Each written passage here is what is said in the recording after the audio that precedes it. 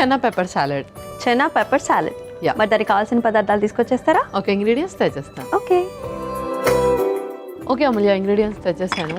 Okay, so main వచ్చేసి మనకి చెన్నా వచ్చేసి మనం నానబెట్టి ఉడికించుకొని తీసుకొచ్చాం. ఎస్, అవును. అలాగే మనకి క్యాప్సికమ్ తీసుకొచ్చారు మీరు. All colours of bell peppers ఉన్నాయి, green, red and yellow. Okay, so capsicum లో red, yellow and also green ఉన్నాయి. అండ్ ఇంకోటి కీరా కూడా తీసుకొచ్చారు. కీరా అండ్ ఇంకేం తీసుకొచ్చారు? ఇంకా వెల్లుల్లి అండ్ అలాగే కొంచెం lime, olive oil, salt and pepper. Okay, so మన ప్రాసెస్ స్టార్ట్ చేద్దామా? స్టార్ట్ చేసేద్దాం. ముందుగా మనము డ్రెస్సింగ్ ప్రిపేర్ చేసుకోవాలి. ఒక మిక్సింగ్ బౌల్, అలాగే ఒక spoon. So first olive oil ఒక 2 స్పూన్స్ వేస్తున్నాను. సో స్పెసిఫిక్గా మనం ఆలివ్ ఆయిల్ యూజ్ చేస్తున్నాం. ఎస్, అవును. అలాగే ఒక లెమన్ స్క్వీజర్ కూడా. ఓకే, సో ఇందులో లెమన్ పెట్టేసి లెమన్ స్క్వీజ్ చేసేసుకుందాం. So olive oil and lemon తోని మనకి డ్రెస్సింగ్ రెడీ అవుతుంది. పెప్పర్ కూడా ఇప్పుడు యాడ్ చేస్తారా? అవును.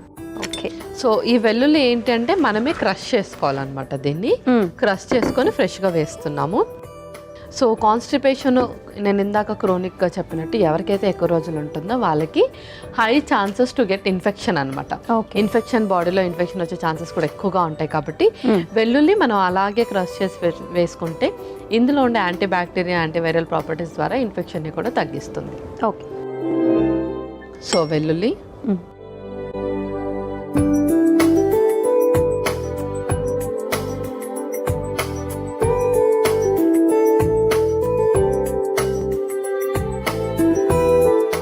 చక్కగా క్రష్ చేసుకున్నాను.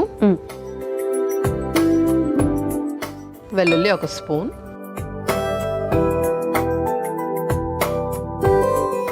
అలాగే ఇంకొక స్పూన్ కూడా. ఓకే,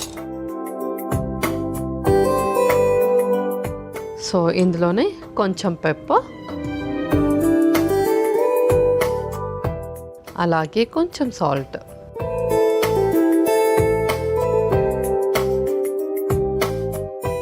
సో చక్కగా ఇది మిక్స్ చేసుకోవాలి. ఇది మన డ్రెస్సింగ్ అనమాట. ఇప్పుడు ఇందులో మన మెయిన్ ఇంగ్రీడియంట్స్ అన్నీ వేసేసుకుందాం. సో ఫస్ట్ ఆల్రెడీ నానబెట్టి ఉడికించిన చెన్నా. ఓకే, సో సుమారు ఎంతసేపు నానబెట్టాలి? ఇది ఒక 4 hours నానబెట్టాలి, 4 to 6 hours. ఆ తర్వాత 2 whistles వచ్చేదాకా ఉడికించుకోవాలి. ఓకే, తర్వాత పెప్పర్స్ అన్ని కలర్స్ తెచ్చామన్నమాట. Peppers, red bell pepper, green bell pepper,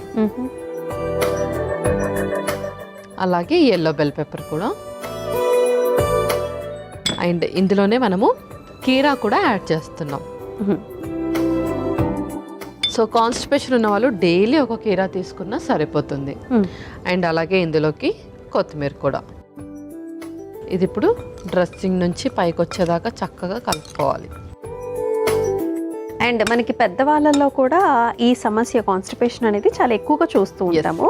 and వాళ్ళల్లో ఏంటంటే ఎక్కువ మంది చూ చేయలేరనమాట. సో టీత్ ఇష్యూస్ కూడా ఉంటాయి కాబట్టి, డెంచర్ ఇష్యూస్. సో అలాంటి వాళ్ళు ఎటువంటి రెసిపీస్ని తీసుకుంటూ ఉండాలి? సో మిల్లెట్స్ లో కూడా మనకు గుడ్ అమౌంట్ ఆఫ్ ఫైబర్ ఉంటుంది కాబట్టి రాగి జావా కానీ, జొన్న జావా కానీ అలా కూడా ఇవ్వచ్చు. లేదంటే dalia is also good amount of fibre. So దాన్ని కూడా మనం ఉప్మా సెమీ సాలిడ్ లాగా చేసి ఇవ్వచ్చు. ఓకే, సో అలాంటి రెసిపీస్ని వాళ్ళు ఎక్కువ ప్రిఫర్ చేస్తారు, చేయొచ్చు.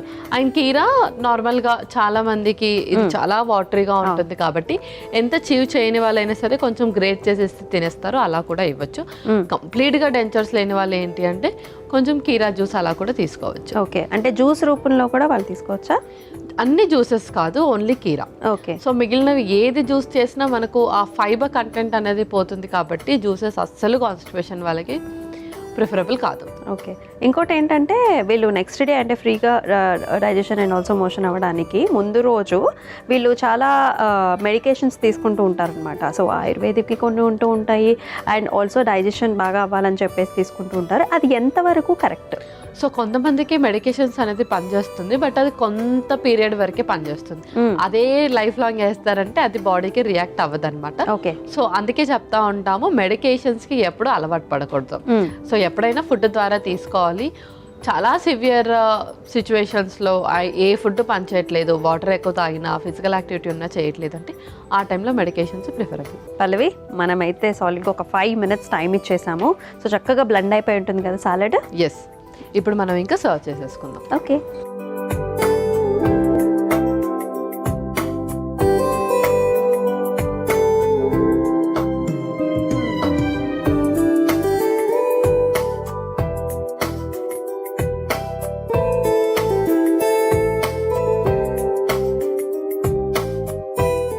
ఓకే అమూల్య, చనా పెప్పర్ సాలడ్ రెడీ అయిపోయింది. ఓకే,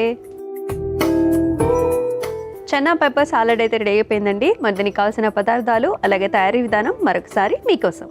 చనా పెప్పర్ సాలడ్కి కావాల్సిన పదార్థాలు: ఆలివ్ ఆయిల్, నిమ్మరసం, దంచిన వెల్లుల్లి, ఉప్పు, ఉడికించుకున్న కాబులి శనగలు, రెడ్ క్యాప్సికం ముక్కలు, గ్రీన్ క్యాప్సికం ముక్కలు, ఎల్లో క్యాప్సికం ముక్కలు, కొత్తిమీర. చన్నా పెప్పర్ సాలడ్ తయారు చేసుకునే విధానం: ముందుగా ఒక మిక్సింగ్ బౌల్లోకి ఆలివ్ ఆయిల్, నిమ్మరసం, దంచిన వెల్లుల్లి, మిరియాల పొడి, ఉప్పు వేసి కలుపుకోవాలి. తర్వాత ఉడికించుకున్న కాబులి శనగలు, రెడ్ క్యాప్సికం ముక్కలు, గ్రీన్ క్యాప్సికం ముక్కలు, ఎల్లో క్యాప్సికం ముక్కలు, కొత్తిమీర వేసి కలిపి సర్వింగ్ బౌల్లోకి తీసుకుని సర్వ్ చేసుకుంటే చన్నా పెప్పర్ సాలడ్ రెడీ.